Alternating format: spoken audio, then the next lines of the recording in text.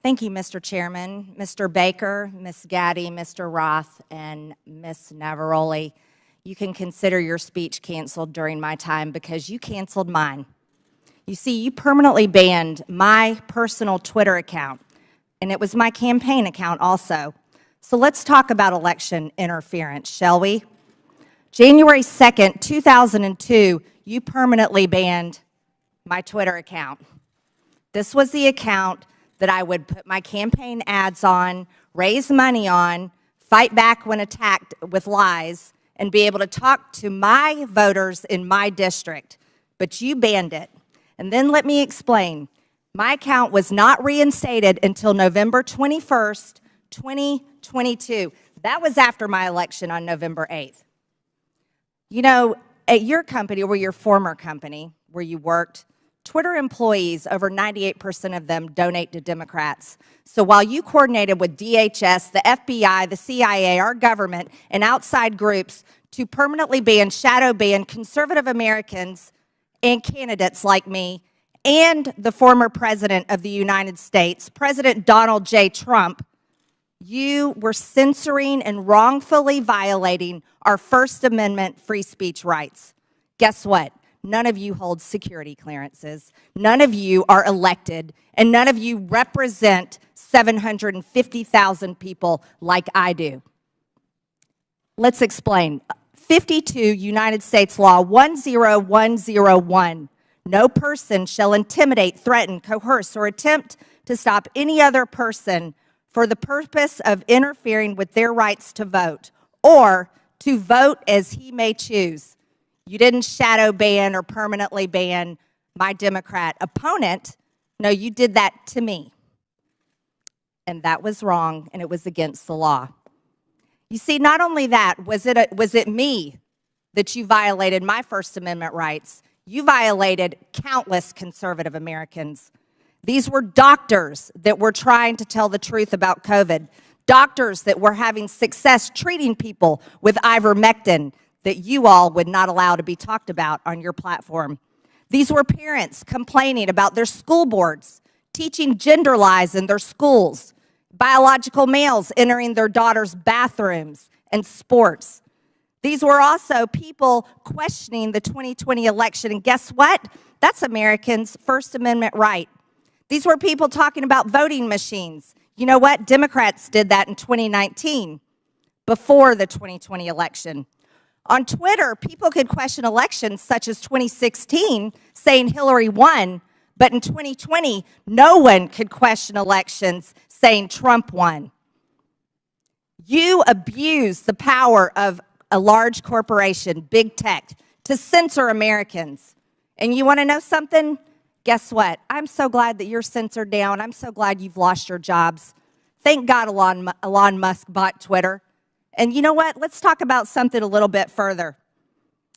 It's amazing to me, Mr. Roth, as the head and trust of safety at Twitter, your ability, or should I say inability, to remove child porn. Now, here's something that disgusts me about you. In your doctoral dissertation entitled Gay Data, you argued that minors should have access to Grindr, an adult male gay hookup app. Minors? Really? You know, Elon Musk took over Twitter and he banned 44,000 accounts that were promoting child porn. You permanently banned my Twitter account, but you allowed child porn all over Twitter. Twitter had become a platform, you said, connecting queer young adults. You also wrote on Twitter in 2010, can high school students ever meaningfully consent to sex with their teachers? In 2021, while you were the director of trust and safety on Twitter, an underage boy and his mother announced a lawsuit against Twitter because Twitter was benefiting from and refused to remove a lewd video featuring this boy and another minor. That is repulsive. But you violated me. What were my tweets? Okay, let's talk about them. I was talking about the deaths being reported on VAERS. By the way, that's on the CDC website. I was also saying that I didn't think any entity should enforce a non-FDA approved vaccine or mask. Guess what? A lot of people agreed with me, but you called that COVID misinformation. By the way, I'm a member of Congress and you're not. I also said the controversial COVID-19 vaccines should not be forced on our military. You want to know something? Republicans stopped that in the NDAA. Ladies, time has expired. And your time has expired. I yield back. Thank you, Mr. Chairman. Chair recognizes Mr. Gomez. Thank you, Mr. Chairman. Mr. Roth, please explain to us why Ms. Marjorie Taylor Greene, or the representative from Georgia, was removed from Twitter. Thank you for the question, Congressman. My recollection is that her personal account was banned from Twitter after repeated written notices due to repeated violations of the Twitter rules. Can you add a little specificity to the violation of the Twitter rules?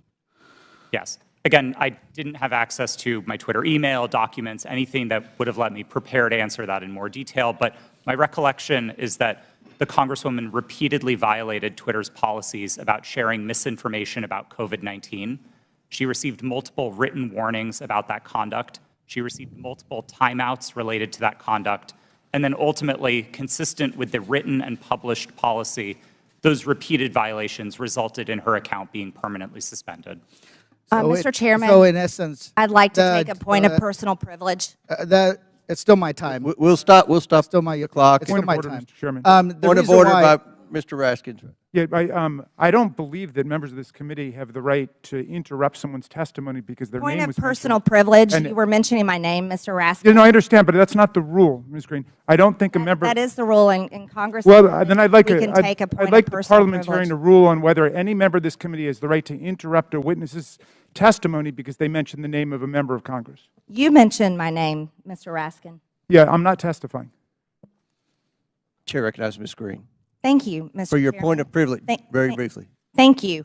For Mr. Roth, who made you in charge of what is true and what's not true?